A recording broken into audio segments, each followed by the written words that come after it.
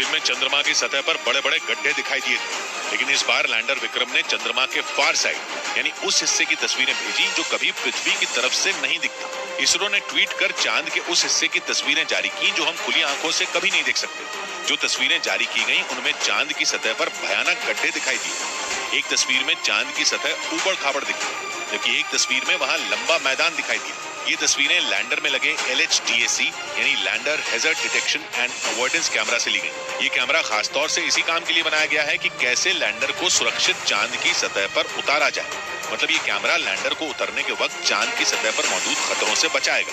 इधर moon mission पर निकले भारत के अंतरिक्ष यान चंद्रयान 3 के चांद पर उतरने का वक्त भी तय हो गया। इसरो की तरफ से दी गई जानकारी के मुताबिक अगर सब कुछ ठीक रहा तो चंद्रयान 3 के प्रोपल्शन मॉड्यूल से अलग किया गया लैंडर विक्रम 23 अगस्त की शाम 6:04 पर चंद्रमा पर लैंड कर जाएगा। और ऐसा होते ही पूरी दुनिया में भारत का डंका बजने लगेगा, क्योंकि लैंडर विक्रम के उतरने के साथ ही भारत चंद्रमा के दक्षिणी ध्रुव पर उतरने वाला दुनिया का पहला देश बन जाएगा।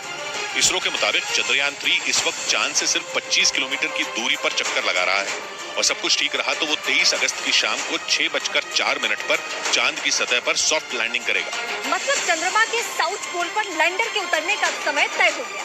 इसरो ने यह भी जानकारी दी कि चंद्रयान 3 के प्रोपल्शन मॉड्यूल से अलग होने के बाद से लैंडर विक्रम सही स्थिति में है और वो सामान्य ढंग से काम कर रहा है। क्या है? वाह!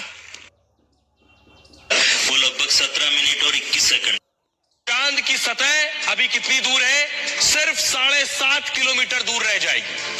लैंडर के जो इंजन है ये उल्टी दिशा में चलने लगेंगे ताकि लैंडर की रफ्तार को कम किया जा सके। यहां से इसरो का सीधा कंट्रोल अब नहीं होगा। इसरो का कंट्रोल खत्म। अब जो कंट्रोल है वो इसके पास खुद का दिमाग। अब आप कहेंगे खुद का दिमाग कैसे? जैसे कंप्यूटर के पास सारा कैलकुलेशन, सारा दिमाग होता है, आपको एंटर करना और सारा कैलकुलेशन हो गया, उस तरह से सारा दिमाग इसका अपना है। उतरने का फैसला ये लैंडर अब खुद करेगा। अब देखिए थोड़ा और नीचे आएगा, 17.5 किलोमीटर के बाद 18.5 किलोमीटर यानी करीब 700 मीटर और नीचे उतरेगा। फिर उसके बाद चांद की सतह से अब इसकी दूरी कितनी बची है नीचे से ऊपर तक? 6.8 किलोमीटर की दूरी रह जाएगी। इंजन फिर लैंडर की रफ्तार कम करेगा और अब देखिए और नीचे आएगा, 24.2 किलोमीटर पर आ जाएगा। उसके बाद 25 किलोमीटर पर चांद है, कहां अटका है? 24.200 मीटर। ठीक, 24 किलोमीटर 200 मीटर में कहूंगा। लैंडर करीब 18.5 से आप देखिए 24 पर आ गया, लगभग 6 किलोमीटर नीचे आएगा तीसरे चरण में। चांद की सतह से दूरी इसकी अब रह गई कितनी नीचे से ऊपर? 800 मीटर की दूरी रह जाएगी। लैंडर के सेंसर सतह पर लेजर किरण, अब यहां से लेजर किरणें नीचे जाएंगी, पता करेगी कितनी दूरी पर जमीन है, कोई गड्ढा तो नहीं है, कितना समतल है, कितनी दूरी बची है। लैंडर के कैमरे फौरन नई तस्वीरें खींचेंगे, पुरानी तस्वीरें जो है उससे विश्लेषण शुरू करेंगे, नीचे की सतह कैसी है, उतरने की जगह का मुआयना करेंगे। अब देखिए अब 24.85 किलोमीटर पर आएगा चौथे चरण में। सबसे इंपॉर्टेंट फेज है ये।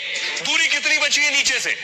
चांद से सिर्फ 150 मीटर बचा है, 150 मीटर्स। इसकी रफ्तार अब 0 हो जाएगी। अब यहां से ये 0 हो गया, लैंडर के इंजन बंद हो जाएंगे। लैंडर फिर कैमरे से तस्वीरें लेगा, 150 मीटर ऊपर जब होगा फिर तस्वीरें लेगा, पुरानी तस्वीरों से फिर विश्लेषण करेगा।